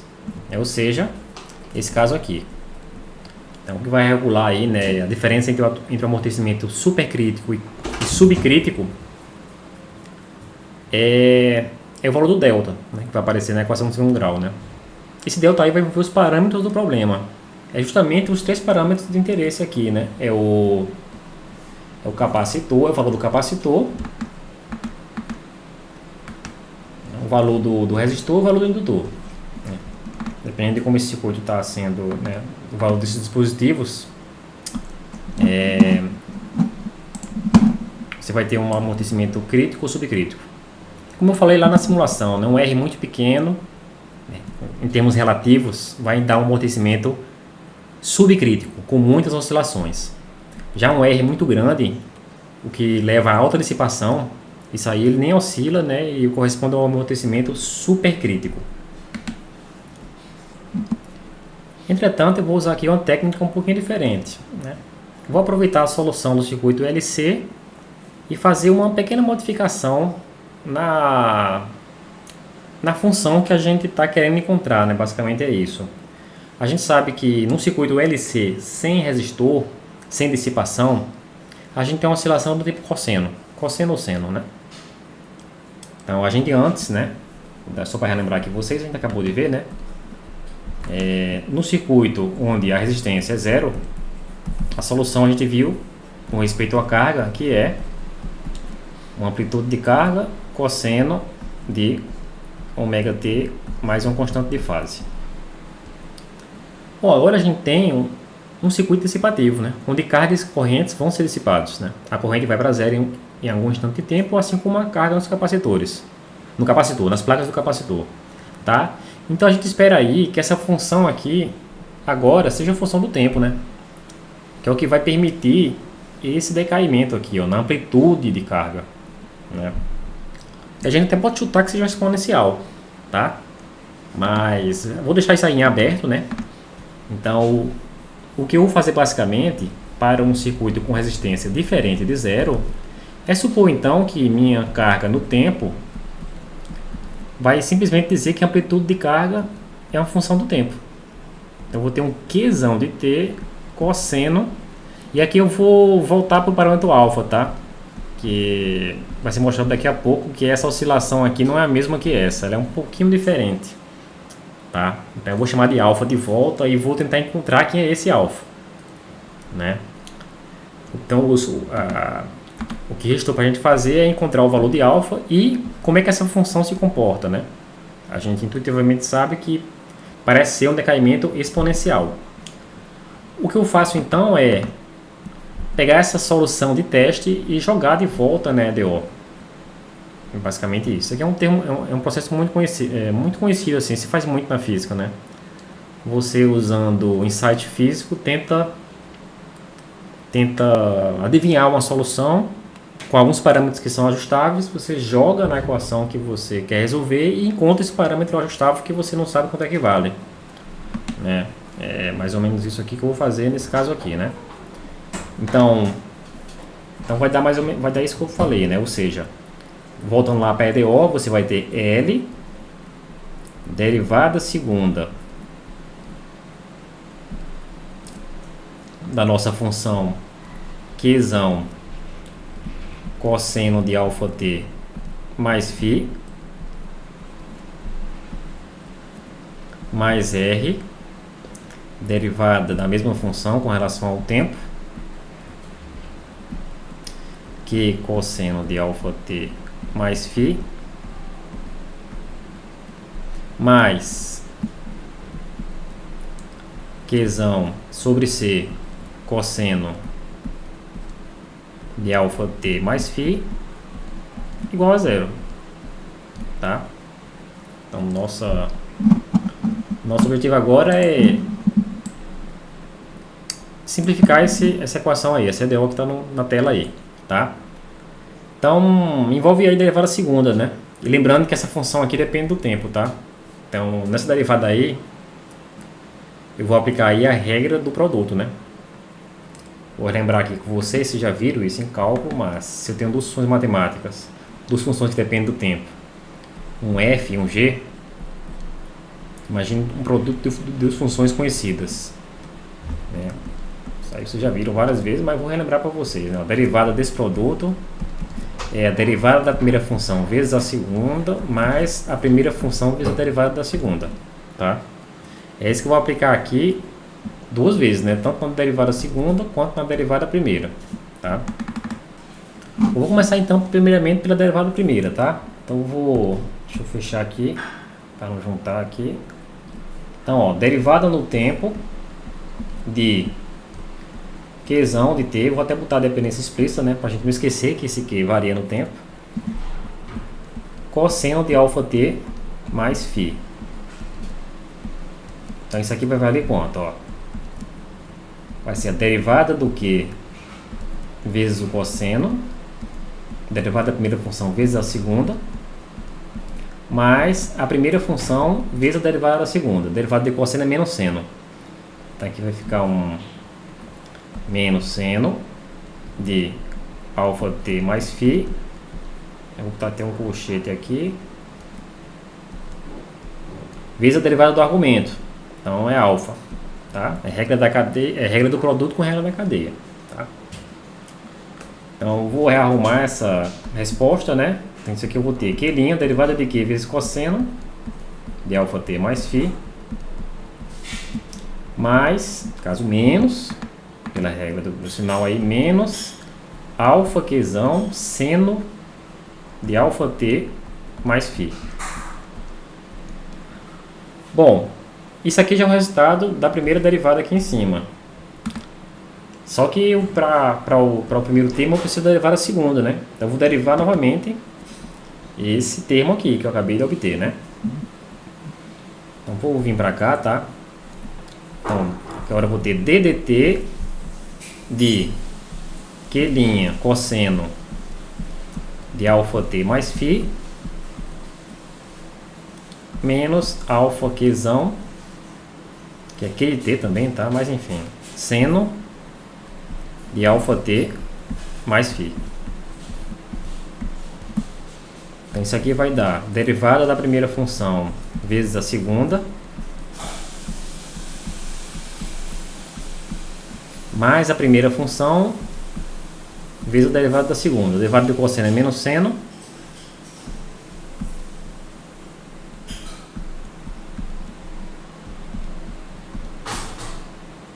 e vezes, né, a derivada do argumento, que vai ser alfa.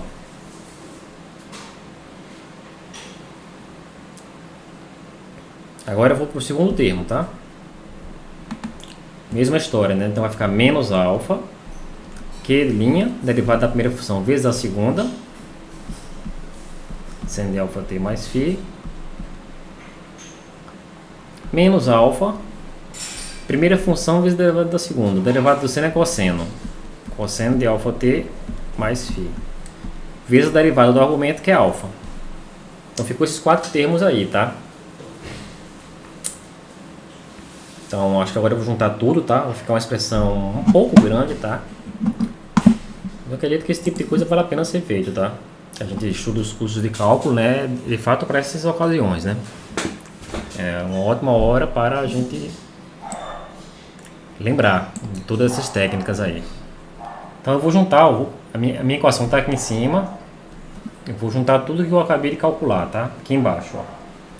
Então eu vou ter lá em cima, ó, L e o resultado da derivada da segunda. Que é isso aqui, ó. Que é isso que está aqui. Então vai ser o que, ó? L, Q duas linhas, cosseno de alfa t mais φ, mais L. Aqui tem dois termos iguais, tá? Acho que a gente pode, ó, esse termo aqui é igual a esse. Tá? Os dois são negativos, vou juntar ele num termo só, né? Então eu vou ter aqui, deixa eu apagar isso aqui. Então a gente vai ter aqui menos duas vezes L, alfa Q', seno de alfa t mais φ. Mais L, menos L, né? Negativo novamente. Agora o último termo que é esse daqui, ó. Menos L, alfa Q, alfa quadrado, né? Tem dois alfas. Menos L, alfa quadrado t, alfa Q, cosseno de alfa t mais φ. Isso aqui é a derivada segunda. Agora vamos para a derivada primeira, né? Agora vamos para cá. R vezes a derivada primeira. Então vai ser mais R Q', cosseno de ômega t de alfa t mais φ, menos R alfa Qzão seno de alfa t mais φ. Vou dar uma separada aqui, tá? Para não misturar muito. Essa parte de cima da parte de baixo. Pronto. Faltou agora o último termo, que é esse daqui. Então aqui eu vou ter mais Q sobre C cosseno de alfa t mais φ. Tudo isso igual a zero. Bom, perceba que nessa equação aqui a gente tem termos de seno e termos de cosseno, né? Senos e cossenos são funções trigonométricas que oscilam com diferença de fase de π sobre 2. Então, essa equação aqui só é verdade para qualquer instante de tempo t se os termos de seno ou os termos de cosseno forem zeros, tá? Forem nulos. Tá? Não tem como essa equação aqui ser uma verdade matemática para qualquer termo maior que zero se eu tiver ao mesmo tempo esses termos de seno e esses termos de cosseno. Tá? Um deles tem que ser zero. Ou um ou outro, né? Não tem nenhuma preferência de ser um ou de ser o outro, ou de ser o seno ou de ser o cosseno. Bom, aqui é o seguinte, né? Eu tenho dois termos de seno e vários de cosseno, né? Então fica mais fácil para a gente dizer que não, vamos analisar a situação onde esses termos de seno eles se anulam na equação. Então o que eu estou dizendo é o seguinte, eu estou dizendo que menos 2L alfa Q' seno de alfa t mais φ menos R alfa Qzão seno de alfa t mais φ, estou dizendo isso aqui é zero. Se eu fizer isso igual a zero, eu vou ter apenas termos em cosseno na equação de cima, tá? Então eu vou arrumar esses termos dessa equação, eu posso deixar tudo positivo, passar um deles para o outro lado, de forma que eu chego nessa equação aqui. 2L alfa Q' seno de alfa T mais φ igual a menos R alfa Q seno de alfa T mais φ. E aqui eu vou cancelar um bocado de termo, né? O termo mais chato, né, aí que complica é o seno, ele vai embora. O alfa vai embora. Bom, e é basicamente só, né? Aí eu chego numa equação super simples, que é 2L Q' igual menos RQ. Agora eu vou ter então, o Q' é a derivada de Q com relação ao tempo. Vou escrever assim a notação derivada mais usual. E aqui eu vou passar o 2L para o lado direito, ou seja, menos R sobre 2L Qzão. Tá? E aí a gente, ó, nossa suspeita estava confirmada, né? Já que a função matemática cuja derivada é ela própria, o negativo dela própria, multiplicado por uma constante qualquer, isso aí é um exponencial, tá? A solução disso aqui é um exponencial, tá? Eu vou aproveitar aqui e resolver, né, essa equaçãozinha super simples, né, usando as técnicas que a gente aprende, tá? Mas ela é muito simples, a gente faz isso aqui rapidamente, tá? Então eu vou passar para o lado de cá, ó. Você faz dq, passa o qzão para o lado esquerdo e o dt para o lado direito, né? Assim que a gente aprende, né? Então fica menos r sobre 2l dt, tá? E a gente integra os dois lados, tá? Aqui, se você quiser, pode até botar uma constante de integração, os limites de integração, né? Então eu vou dizer que o capacitor estava inicialmente carregado com carga Q0. Aqui é a carga final do capacitor. O tempo, eu vou dizer que o tempo inicial é o zero e o tempo final é simplesmente t. Então, a derivada de dq sobre q, sabemos que é o log, né? É o log natural. Então, log natural de q, variando de q0 até q, isso aqui é igual a menos r sobre 2l.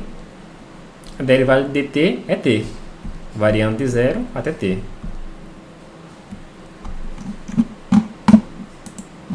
O que vai dar isso aí? Isso aí vai dar logaritmo de Qzão menos logaritmo de Q0 igual a menos R sobre 2L T menos 0.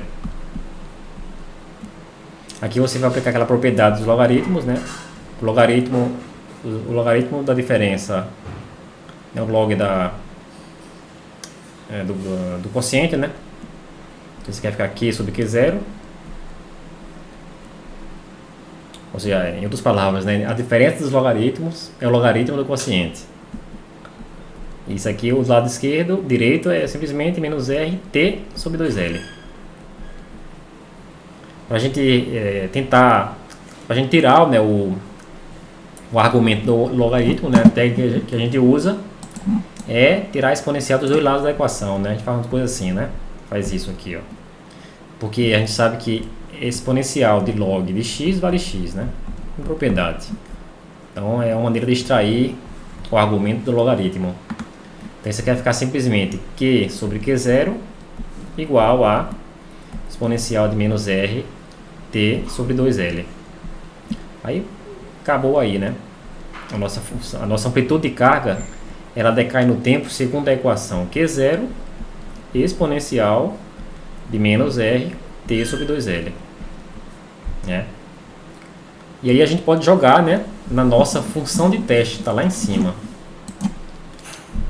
A nossa função de teste é essa daqui, ó. É a amplitude de carga, dependente do tempo, que a gente acabou de encontrar, vezes cosseno de alfa t mais φ. Tá? Então vou juntar tudo aqui, ó. Então, a carga, vou botar aqui do lado esquerdo para economizar espaço. Então, a carga no capacitor, nas placas do capacitor, variando o tempo, segundo a equação. Amplitude de carga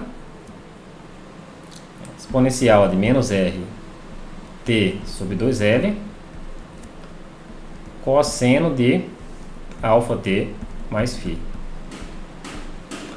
Nesse ponto aqui, basta a gente achar apenas a frequência de oscilação alfa. a gente achar o valor de alfa, a gente volta na equação de cima,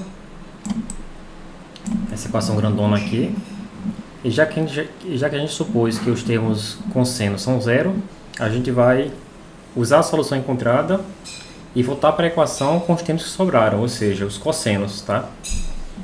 Então, é o que eu vou fazer agora.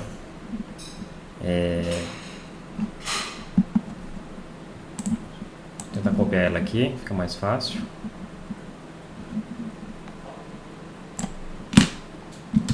E de lá eu parto com a solução encontrada.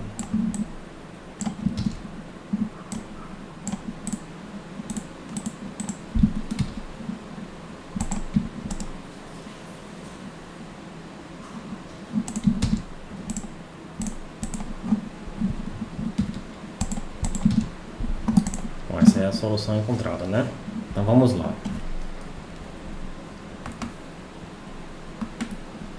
Vou apagar isso aqui.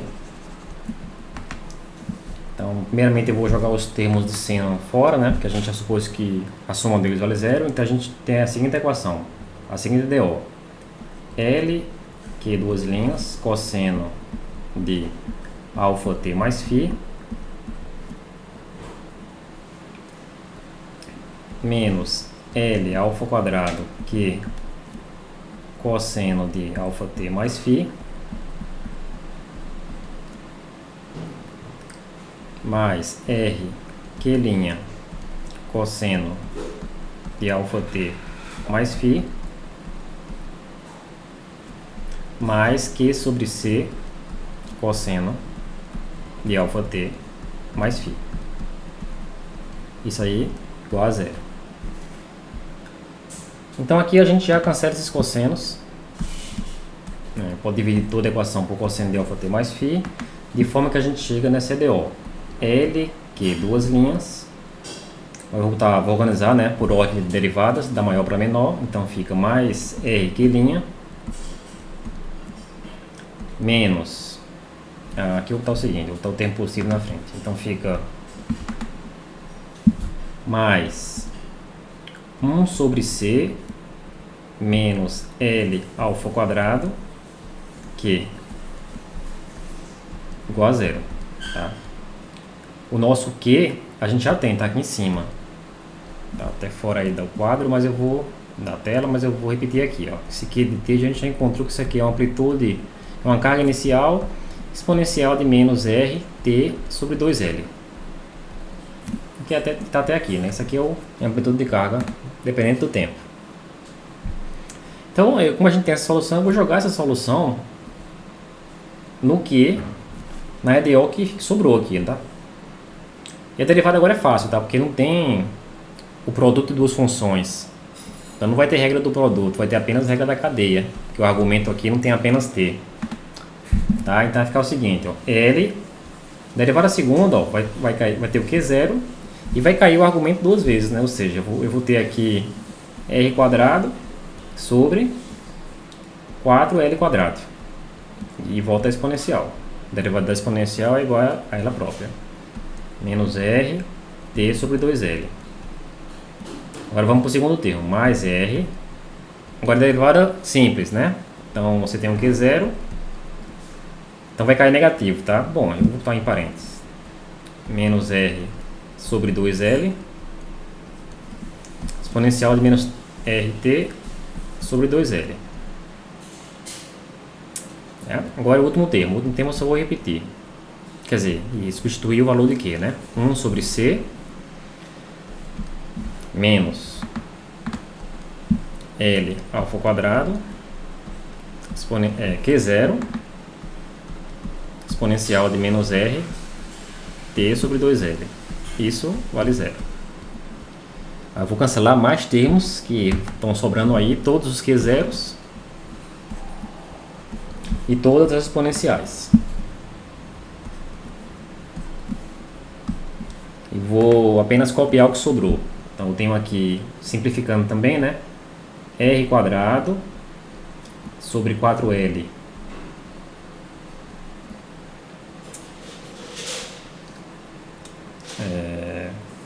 só isso, né?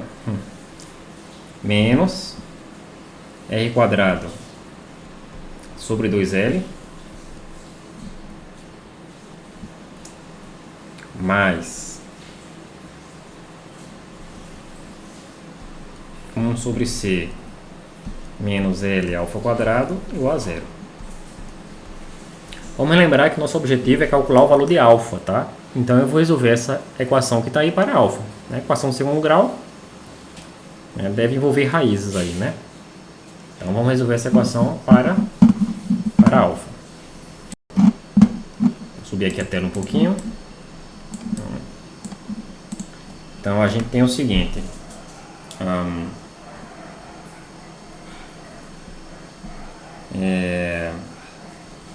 Bom, primeiro eu vou resolver aqui, né? 1 quarto menos 1 meio é menos 1 quarto.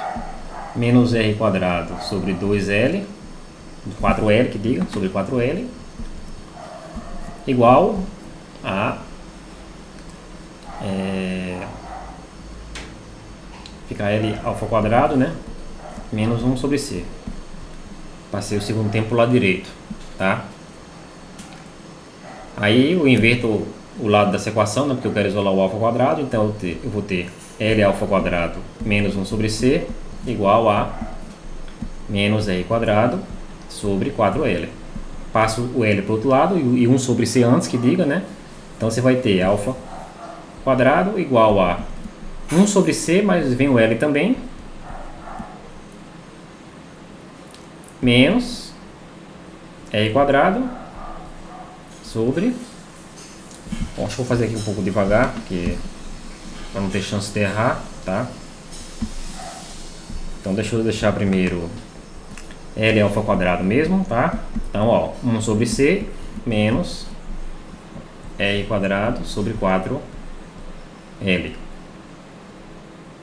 Tá? Agora, alfa quadrado, 1 sobre LC menos R quadrado sobre 4L quadrado. Agora eu vou passar para cá. Então, esse alfa, que eu vou renomear de uma frequência, tá? Mas eu vou chamar aqui ômega linha, para não confundir com a outra frequência.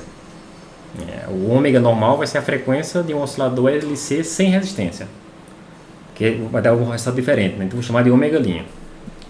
É simplesmente a raiz quadrada, o termo negativo eu ignoro, fica só o termo positivo da solução da equação do segundo grau. Isso aqui é 1 sobre LC menos, aqui eu posso estar em evidência assim, né, em parênteses, isso aqui é R sobre 2L ao quadrado. Então essa daqui é a frequência de oscilação, eu diria que é a frequência de ressonância, né, de um circuito RLC. Em outras palavras, é a frequência com que esse circuito RLC oscila, tá? Logicamente que esse termo aqui tem que ser menor que esse, porque é esse que caracteriza um circuito subamortecido. Porque se esse R for muito grande, o R sobre 2L ao quadrado pode superar o valor de 1 sobre LC. E essas raízes complexas implicam, na verdade, que não há oscilação, né? Implica que esse circuito seria superamortecido. Ele decai a zero sem oscilar. Certo? A gente identifica o primeiro termo aí dentro do radicando como a frequência de oscilação de um circuito sem resistência. Tá? Então, por isso que outra forma de escrever isso aqui, essa frequência aqui, é simplesmente raiz quadrada de ômega quadrado menos R sobre 2L ao quadrado na raiz, tudo na raiz. Você pode escrever assim também, tá?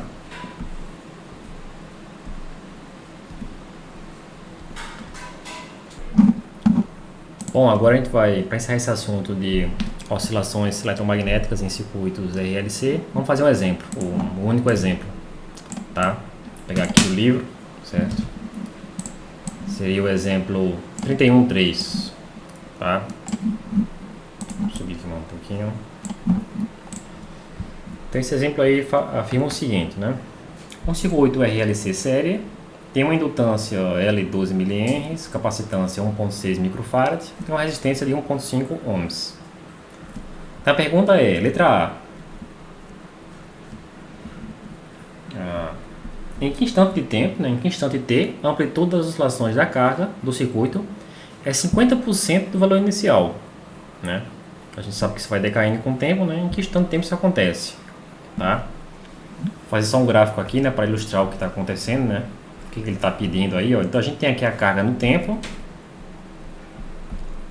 né? Supondo aí que o circuito ele começa carregado, né? Com carga Q0. Esse ponto aqui é o ponto Q0, né? Então você quer fazer isso, ó. Estamos supondo também oscilações subamortecidas, né? Então a gente tem ele quer saber aí um instante de tempo no qual essa carga, que tempo aqui existe, no qual essa carga aí agora é metade da carga inicial.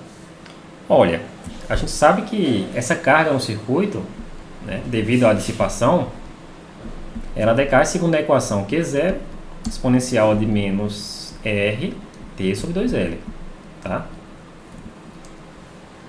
Quando eu pergunto o instante de tempo no qual a carga é metade da inicial, e se a inicial é Q0, então estão perguntando quando é que isso aqui vale Q0 sobre 2, né? Que é 50% da carga inicial. Eu vou resolver essa equação exponencial aí, né? Eu vou resolver essa equação aqui, Q0 exponencial de menos R T sobre 2L igual a Q0 sobre 2, tá? Cancelamos o Q0 e sobrou exponencial de menos R T sobre 2L igual a 1/2. Para a gente tirar o argumento do logaritmo, a gente tira a exponencial. E para tirar o argumento da exponencial, tiramos o logaritmo, né? Que são as operações inversas. Então eu vou tirar o logaritmo dos dois lados.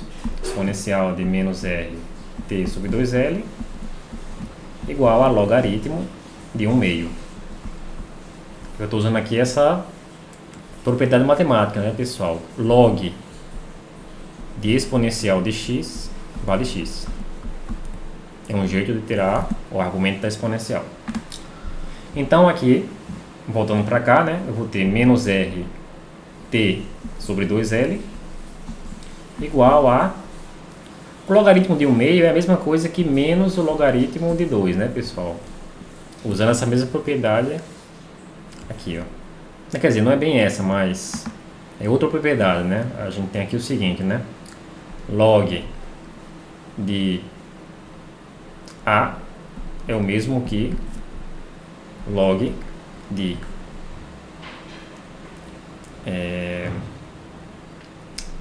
menos log de 1 sobre A, né? Basicamente é isso que eu quis escrever, tá? Se inverter o logaritmando, basta botar um sinal na frente, né? Que o resultado numérico é o mesmo, tá? Então eu inverti aqui o logaritmando, 1/2 virou 2 e eu boto um sinal na frente, né? Para ajustar aí, né? Para não mudar o valor do logaritmo. Nesse ponto aqui é basta isolar o tempo, né? Então a gente tem RT sobre 2L igual a logaritmo de 2. Portanto, T vale 2L sobre R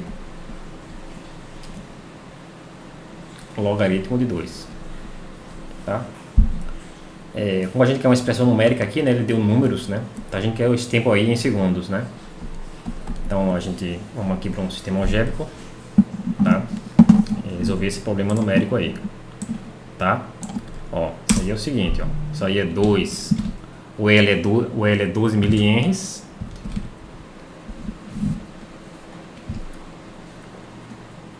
Sobre o valor da resistência, que é 1,5, vezes o logaritmo de 2. Vou botar aqui 0,0 para ele botar numérico, né? Isso aí é aproximadamente 11 milissegundos.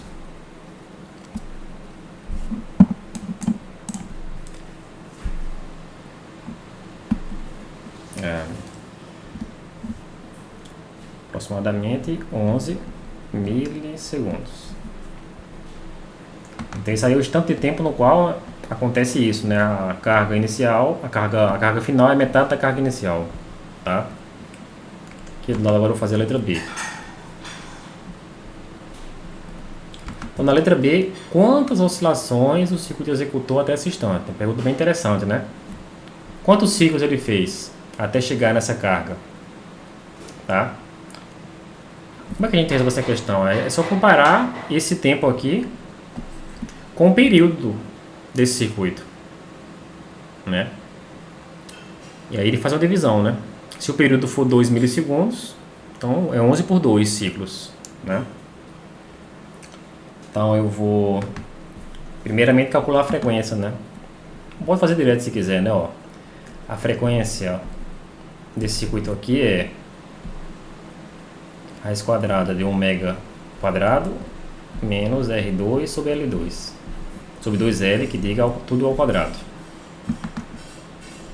A gente acabou de ver isso aqui, né? É como eu falei, se a gente tiver numa situação... Muitas vezes esse valor aqui é muito menor que isso, né?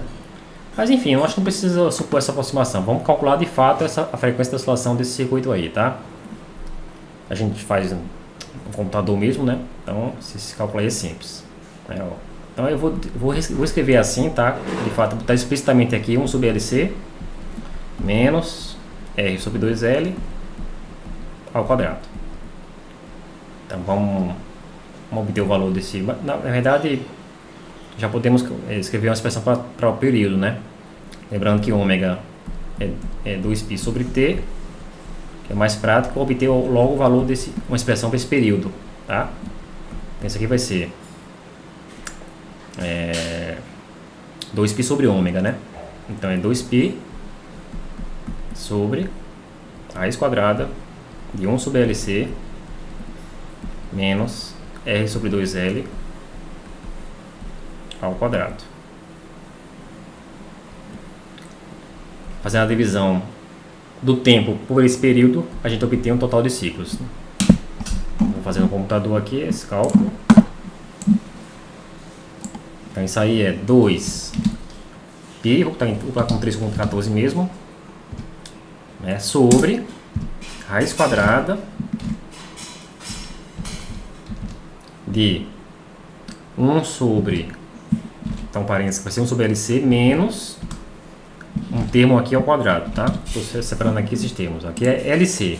O L é 12 milihenries e o C é 1,6 microfarad.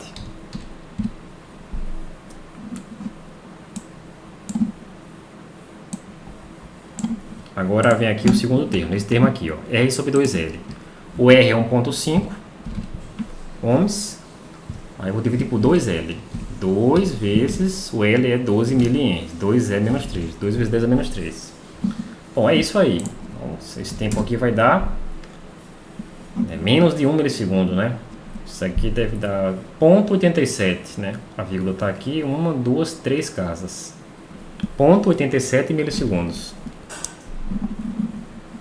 É o período, tá? Então são vários ciclos. Ó. Se ele oscilou até 11 milissegundos, então aqui eu estou sabendo que isso aqui é aproximadamente 0,87 milissegundos. Então são vários ciclos. Quantos? Então o número de ciclos, chamado de n, tá? É só dividir o tempo total até aquele ponto pelo período, tá? Essa divisão é simples aí. Isso aqui faz até na calculadora, né? Ó. Isso aqui é 11 dividido por 0,87. Então são 12,64 ciclos. Na verdade não deu um ciclo completo, né? Ele deu 12 ciclos mais 60% do 13º ciclo. Tá? Então, o número de ciclos aqui vai ser 12, vou voltar para lá, 12,64.